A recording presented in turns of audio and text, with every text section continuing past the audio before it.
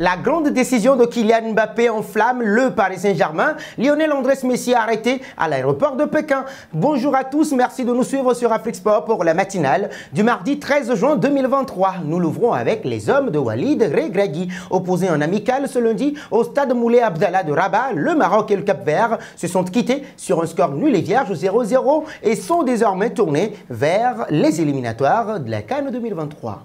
Dès le coup d'envoi, les Lions de l'Atlas, en partie remaniés, prenaient les requins mâles à la gorge. Amdallah tentait une reprise de volée suite à un renvoi plein axe de Stopira. Mais l'attaquant d'Al Ittihad n'accrochait pas le cadre, cinquième. Solide à défaut d'être flamboyant, le Maroc, déjà qualifié pour la CAN, se déplacera samedi avec ses certitudes à Johannesburg pour y défier l'Afrique du Sud pour le compte de la 5e journée des éliminatoires. De son côté, le Cap-Vert, deuxième de son groupe, 8 points, recevra le leader, le Burkina Faso, 10 points dimanche à Praia pour valider sa qualification en phase finale. Partons au Cameroun. Joseph Feutieux vient de déposer les armes une deuxième fois en démissionnant du comité exécutif de la FECAFOOT. Il estime que le président Samuel Eto'o est d'une ingratitude à faire pâlir. Les jours passent et les scandales s'accumulent au sein de la Fédération camerounaise de football FECAFOOT. Ce lundi matin, oui les amis, c'est un nouvel épisode qui agite la tour de Tinga. Joseph Feutieux, membre du comité exécutif de la FECAFOOT, vient de déposer sa lettre de démission. Une lettre incendiaire dans laquelle il indexe particulièrement le président de la FECAFOOT, Samuel Eto'o, au regard de cette ingratitude par rapport à mon parcours et aux innombrables services rendus au football et à la nation camerounaise. Je préfère me retirer du comité exécutif de la FECAFOOT. Je vous remercie, peut-on lire dans la missive de Joseph Feutieux. Le point de discorde semble être la relégation incompréhensible de Diko FC en MTN et Lituane. Mon équipe classée 7e à la 22e journée du championnat national sur 11 équipes s'est retrouvée reléguée en 2e division sans aucun match livré au mépris des règles de la compétition, a expliqué Joseph Feutieux dans sa lettre de démission. Nous enchaînons avec Riyad Mahrez. Le célèbre entraîneur italien Arrigo Sacchi a répondu dans une interview à l'équipe sur Pep Guardiola et les changements apportés à son jeu, mais aussi pourquoi est-ce que Riyad Mahrez n'a pas joué les derniers matchs de Ligue des Champions. Selon l'ancien entraîneur du Milan AC, le Catalan a changé sa culture de jeu et continue toujours à se réinventer. Une des choses qu'a remarqué Sacchi, c'est le fait que pour aller encore plus vite, Guardiola préfère des joueurs qui ne reçoivent pas le ballon en étant arrêtés, ce qui est le cas de Riyad Mahrez. Quand tu as des joueurs très habiles techniquement, souvent il leur arrive trop de ballons arrêtés dans les pieds et on attend qu'ils fassent la différence. C'est ce qui tue le rythme et l'intensité. C'est pour ça que Riyad Mahrez n'a pas joué parce qu'il reçoit 80% de ses ballons arrêtés. Or, quand tu reçois le ballon dans les pieds, l'autre équipe, si elle ne dort pas, a le temps de faire une prise à deux. Nous voici arrivés à l'instant quiz avec 3 indices pour connaître notre joueur mystère du jour. Premier indice, je suis un milieu défensif de 25 ans. Deuxième indice, j'évolue aux Pays-Bas.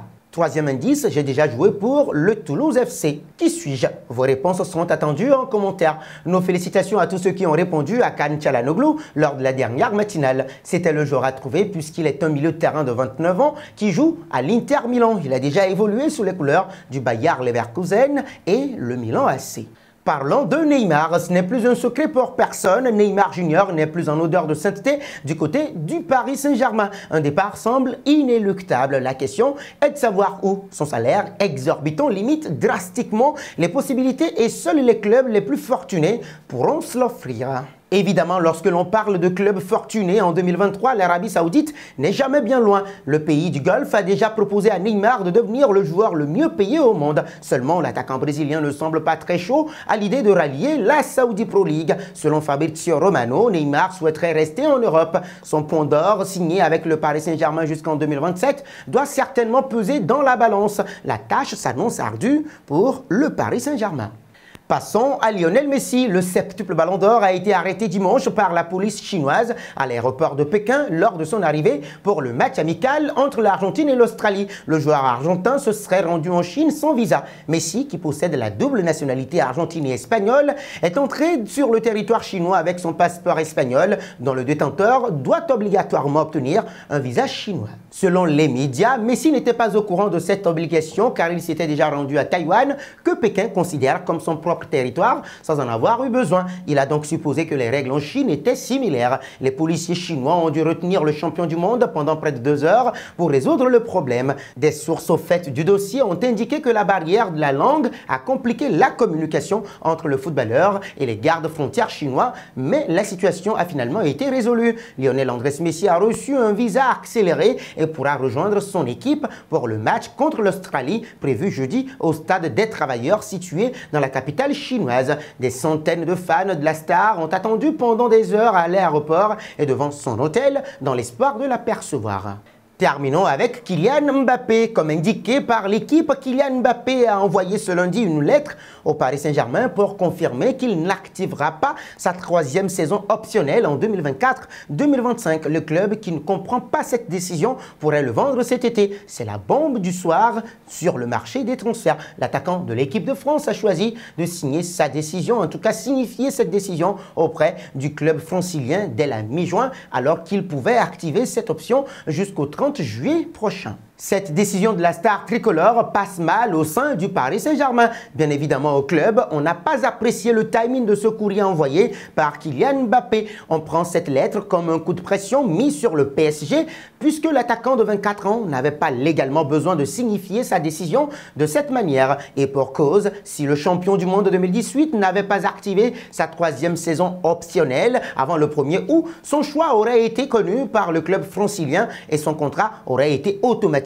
considéré comme non renouvelé. En colère, après ce qui est pris comme un coup de pression, le Paris Saint-Germain pourrait se séparer de Kylian Mbappé lors du mercato estival. Le club de la capitale pourrait vendre son attaquant vedette pendant l'été afin de ne pas le laisser partir libre dans un an.